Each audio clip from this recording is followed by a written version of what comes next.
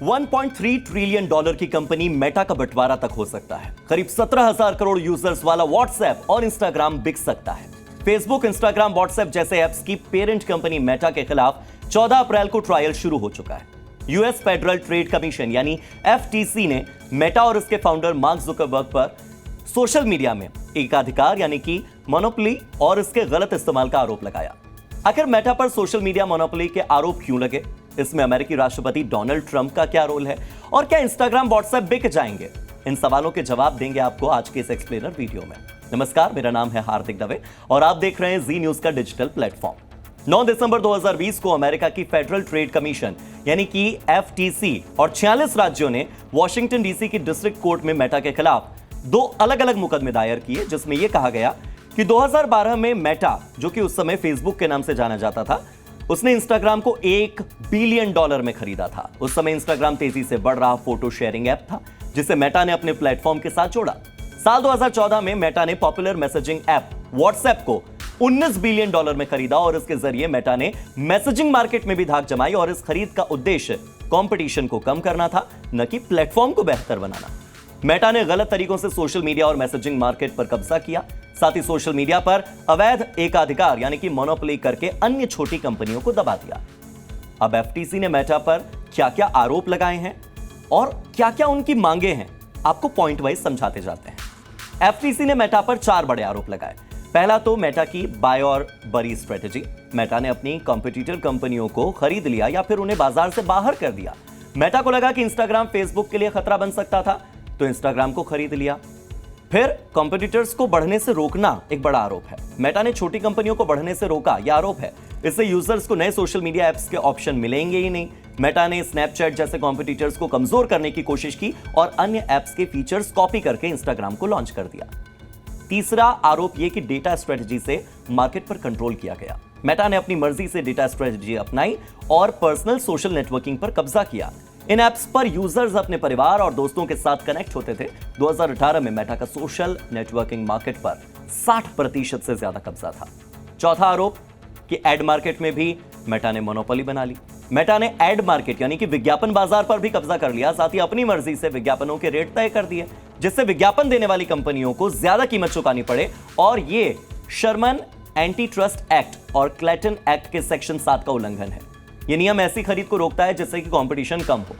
इसके अलावा एफटीसी ने मेटा के इंटरनल ईमेल और डॉक्यूमेंट्स पेश किए। इनमें मार्क जुकरबर्ग ने 2012 में वो ईमेल भी किया था जिसमें खुद वो इंस्टाग्राम को खरीदने की जरूरत बता रहे थे, ताकि फेसबुक के लिए इंस्टाग्राम खतरा न बन जाए। अब मुकदमे में एफटीसी ने 3 बड़ी मांगे की। पहली तो यह कि कंपनी को अलग किया जाए। मेटा को इंस्टाग्राम और व्हाट्सएप को बेचने या फिर अलग कंपनियां बनाने के आदेश दिए। दूसरा, बिना इजाजत की खरीद पर रोक लगे, यानी मेटा को एफटीसी की मंजूरी के बिना ऐसी खरीद करने से रोका जाए जो कि कंपटीशन को कम करती हो। और तीसरी मांग, स्ट्रेटेजी में बदलाव। मेटा की उन स्ट्रेटेजीज को खत्म किया जाए जो कि डेवलपर्स और अन्य छोटी कंपनियों को दबाती हैं। दरअसल वॉशिंगटन डीसी की कोर्ट में मार्क जुकरबर्ग ने 14 अप्रैल को 7 घंटे जवाब दिए और अगले दिन भी ये जवाब देने का सिलसिला यूं ही चलता रहा। अपने पहले ट्रायल में जुकरबर्ग ने मेटा का बचाव करते हुए 5 बड़ी बातें कही। पहली तो ये कि मेटा ने 2012 में इंस्टाग्राम और 2014 में व्हाट्सएप को खरीदकर उन्हें और बेहतर बनाया है। इन खरीदों से दोनों ऐप्स की पहुंच और फीचर्स बढ़े हैं, जिससे कि यूजर्स को ज्यादा सुविधाएं मिली। इंस्टाग्राम में मेटा ने भारी निवेश किया, जिससे कि ये ग्लोबल प्लेटफॉर्म बना। दूसरा, सोशल मीडिया मार्केट में टिकटॉक, यूट्यूब और एक्स, जो कि पहले ट्विटर था, स्नैपचैट, आई मैसेज जैसे ऐप्स की वजह से ज्यादा कंपटीशन है। सोशल मीडिया अब सिर्फ दोस्तों और परिवारों से जुड़ने तक सीमित नहीं है, बल्कि ये एंटरटेनमेंट और रिसर्च प्लेटफॉर्म बन चुका है, जहां मेटा को कई कंपनियों से अभी भी मुकाबला करना पड़ता है। इसीलिए मोनोपोली की बात कहना गलत है, एकाधिकार के आरोप गलत है।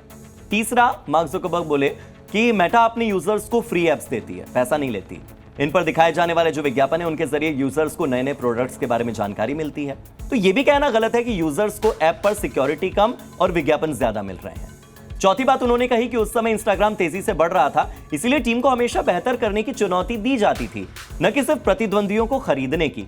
फेसबुक का फोकस समय के साथ बदल गया, अब ये डिस्कवरी एंड एंटरटेनमेंट पर ज्यादा फोकस्ड है।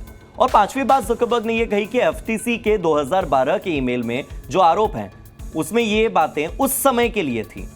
अब ये सारी बातें पुरानी हो चुकी हैं। इंस्टाग्राम को खरीदने का उद्देश्य फेसबुक की मोबाइल स्ट्रेटजी को मजबूत करना था, क्योंकि साल 2010 के दशक में फेसबुक केवल डेस्कटॉप तक सीमित था और वहां ज्यादा मजबूत था। इंस्टाग्राम मोबाइल पर ज्यादा मजबूत था। पर सवाल तो यह है कि सोशल मीडिया पर एकाधिकार करना क्या वाकई अवैध है, और है तो क्यों? सोशल मीडिया पर एकाधिकार यानी कि मोनोपोली करना अवैध है, क्योंकि यह कंपटीशन को सीमित करता है, यूजर्स को नुकसान पहुंचाता है, नए ऐप्स को बढ़ने से रोकता है। एकाधिकार की वजह से सोशल मीडिया प्लेटफॉर्म पर यूजर्स के डेटा पर पूरा कंट्रोल एक कंपनी कर लेती है, जिससे कि डेटा के लीक होने के चांसेस बढ़ जाते हैं। एकाधिकार से सोशल मीडिया पर अन्य प्लेटफॉर्म्स के लिए एंट्री करना मुश्किल हो जाता है, कोई और तो आ ही नहीं सकता। सोशल मीडिया प्लेटफॉर्म अपने प्रोडक्ट्स और सर्विसेज की कीमतें जैसे मन चाहे बढ़ा सकते हैं, जिससे यूजर्स को नुकसान हो सकता है। नए और बेहतर प्रोडक्ट्स सर्विसेज को लॉन्चिंग का मौका ही नहीं मिलता है। इतनी बड़ी बड़ी बातों में ट्रंप कहीं शामिल ना हो, यह हो नहीं सकता था। तो मेटा और मार्क ज़करबर्ग से जुड़े इस मामले में डोनाल्ड ट्रंप का रोल क्या है वो भी समझ लीजिए, क्योंकि वैसे तो ट्रंप और मेटा के बीच में जो विवाद है वो कोई नया नहीं है। साल 2020 में ट्रंप के अमेरिकी राष्ट्रपति चुनाव हारने के बाद उनके समर्थकों ने कैपिटल बिल्डिंग पर हमला कर दिया था। डोनाल्ड ट्रंप ने सोशल मीडिया पर इससे जुड़े कई पोस्ट किए। फेसबुक ने ट्रंप के पोस्ट को कंपनी के नियमों का उल्लंघन बताया और फेसबुक इंस्टाग्राम से उन्हें बैन कर दिया। यह बैन 2023 में हटाया गया। ट्रंप के पहले टर्म के दौरान एफटीसी ने मेटा पर केस भी किया था। हालांकि जब ट्रंप अपने दूसरे टर्म के लिए वापस आए तो उनके और ज़ुकरबर्ग के बीच में जो रिश्ते हैं वो थोड़े से बेहतर होते दिखे। इससे यह अंदाजा लगाया जा रहा था कि ट्रंप एफटीसी को यह केस वापस लेने को कहेंगे। अभी तक तो ट्रंप ने ऐसा कुछ किया नहीं है। हालांकि मेटा ने डोनाल्ड ट्रंप के शपथ ग्रहण के लिए $1 मिलियन यानी करीब 8 करोड़ 58 लाख रुपए का फंड दिया था, ट्रंप को खुश करने के लिए। डोनाल्ड ट्रंप की सलाहकार डीना पॉवेल मैककॉर्मिक और ट्रंप समर्थक डाना व्हाइट को मेटा के बोर्ड ऑफ डायरेक्टर्स में शामिल किया गया है। यह भी ट्रंप को खुश करने के लिए है। जनवरी में मेटा ने कंटेंट मॉडरेशन की उस पॉलिसी को वापस ले लिया जिसे रिपब्लिकन पार्टी ने सेंसरशिप जैसा बताया था। यह भी ट्रंप को खुश करने के लिए था। डोनाल्ड ट्रंप के फेसबुक और इंस्टाग्राम से सस्पेंशन का केस कोर्ट में चल रहा था। मेटा ने इसे $25 मिलियन यानी करीब 214 करोड़ रुपए देकर सेटल कर लिया।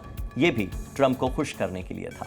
अब अमेरिकी मीडिया यह कह रही है कि मार्क ज़ुकरबर्ग ने एफटीसी के केस वापस लेने के लिए ट्रंप के करीबियों से लॉबिंग भी की थी। अब आखिरी सवाल यह कि क्या मार्क ज़ुकरबर्ग इंस्टाग्राम और व्हाट्सएप को बेच देंगे और इसका आप पर क्या असर पड़ेगा?